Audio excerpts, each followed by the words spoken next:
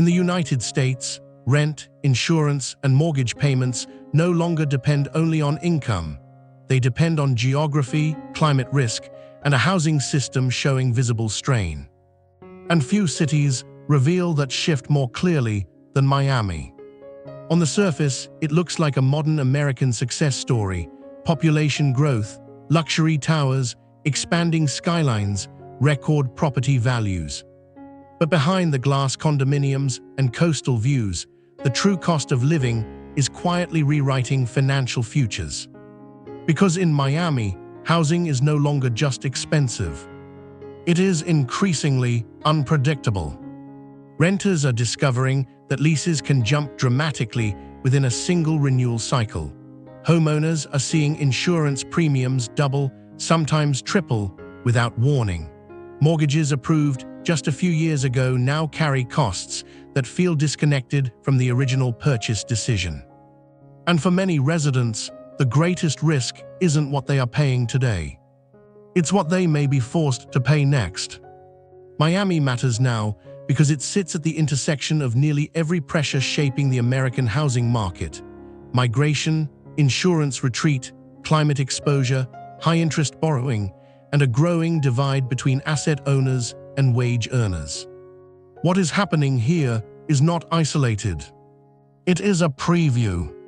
Across the country, the housing landscape has entered a slower, more fragile phase. The era of ultra-low interest rates is over. Borrowing costs remain structurally higher than many buyers anticipated. Insurance companies are reassessing entire regions, and millions of Americans who relocated during the pandemic are now confronting the long-term financial weight of those moves. Sun Belt cities once promised affordability compared to the Northeast and West Coast. Now many are experiencing a secondary correction, not necessarily through falling home values, but through rising ownership costs. Miami stands out because it compresses these pressures into a single metro area. Strong demand meets physical vulnerability. High wealth meets fragile infrastructure. Rapid development meets growing financial exposure. And beneath it all is a question becoming harder to ignore.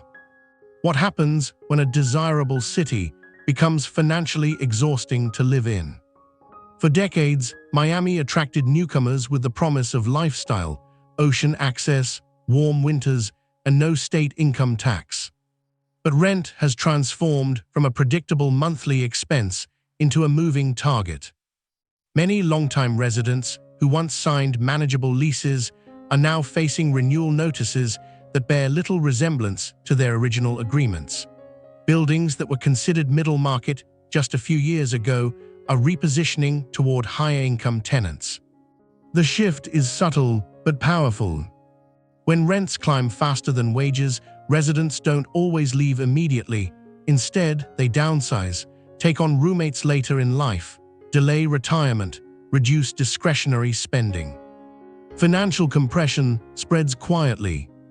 Landlords, meanwhile, operate under their own rising cost structure: higher insurance for the building, increased maintenance costs, and financing tied to elevated interest rates. Those pressures rarely stay contained at the ownership level. They flow directly into rent. Street-level conversations increasingly reflect the same realization. Living in Miami is no longer defined by what residents earn, but by how long they can absorb uncertainty. If rent is the visible strain, insurance is the hidden accelerant. Florida has become one of the most closely watched insurance markets in America. Several carriers have reduced exposure, tightened underwriting, or exited entirely. The result is a quieter form of housing inflation.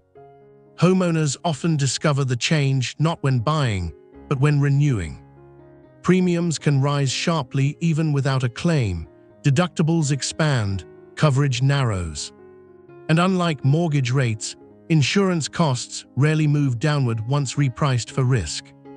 Property taxes add another layer. As valuations climbed during the housing surge, tax assessments followed. Even owners who purchased years ago believing they had locked in affordability, are encountering annual costs that steadily reshape their budgets. For retirees on fixed incomes, this creates a particularly fragile equation. A home may be fully paid off, yet still grow more expensive every year. In this environment, ownership begins to resemble a subscription, one with terms that can change unexpectedly. Migration built modern Miami. But recently, a quieter counterflow has begun. Not a mass departure, not yet, but a selective retreat. Some residents are moving inland in search of lower insurance exposure. Others are heading north, where housing costs align more closely with predictable retirement planning. For middle-income households especially, the margin for error has narrowed. What once felt like a stretch purchase now feels structurally risky. Even high earners are reassessing, because the question is shifting from, can this be afforded today? To, will this remain affordable 5 years from now? Meanwhile, new arrivals continue to enter the market, often with greater liquidity, sometimes paying in cash. This creates a layered city. One group absorbs rising costs. Another group replaces those who cannot. And the transition happens quietly enough that it rarely registers as displacement, even as neighborhoods change around longtime residents. Walk through Miami today, and the signals are easy to miss. Restaurants remain busy, construction cranes still move across the skyline, beachfront property continues to command global attention. Yet beneath the activity is a more cautious financial posture. Households track renewal dates more carefully. HOA fees, often overlooked during purchases, are rising as buildings confront higher maintenance standards and reserve requirements. Special assessments appear with little warning, sometimes totaling tens of thousands of dollars per unit. For condo owners, the monthly cost of simply holding the property can rival what a mortgage once represented. And unlike market-driven price swings, these expenses do not rely on buyer sentiment. They are operational, unavoidable, increasingly structural. The hidden cost of living in Miami is not a single bill. It is the accumulation of obligations that rarely decline once introduced. Housing stress rarely announces itself through dramatic collapse. More often, it appears through behavioral change. Residents stay in homes longer because selling means buying into higher rates. Buyers hesitate, slowing transaction volume. Developers pivot toward luxury inventory, where margins feel safer. Gradually, the middle compresses. Cities function best when teachers, healthcare workers, municipal employees, and service professionals can live within reach of their workplaces. When that balance drifts, commute patterns lengthen, local economies subtly reorganize, community continuity weakens. None of this happens overnight. But once underway, it can be difficult to reverse. Miami is now watched closely by housing analysts for this reason, not as an outlier, but as an early indicator. Looking forward, several fault lines remain. Insurance repricing is not believed to be finished.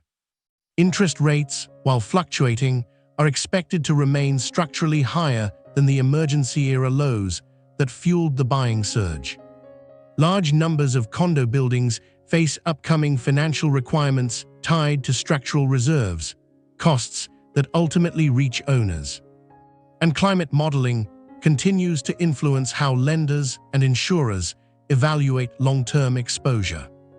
Individually, each pressure is manageable. Combined, they create sensitivity. A city does not need falling home prices to experience housing stress. It only needs ownership to become steadily harder to carry. The next phase may not look like a traditional downturn. Instead, it could resemble a slow affordability erosion, visible only when residents realize the math no longer works as comfortably as it once did. Miami still attracts capital. It still draws newcomers. It still projects momentum. But increasingly, living here requires a higher tolerance for financial variability, not just higher income. Because the hidden cost is not always what appears on a closing statement or lease agreement. It is the realization that the baseline can keep moving. And in cities where the cost of staying rises faster than the cost of arriving, the real risk is often recognized too late. What is unfolding in Miami may ultimately answer a larger national question. Not which cities people want to move to, but which ones they can afford to remain in.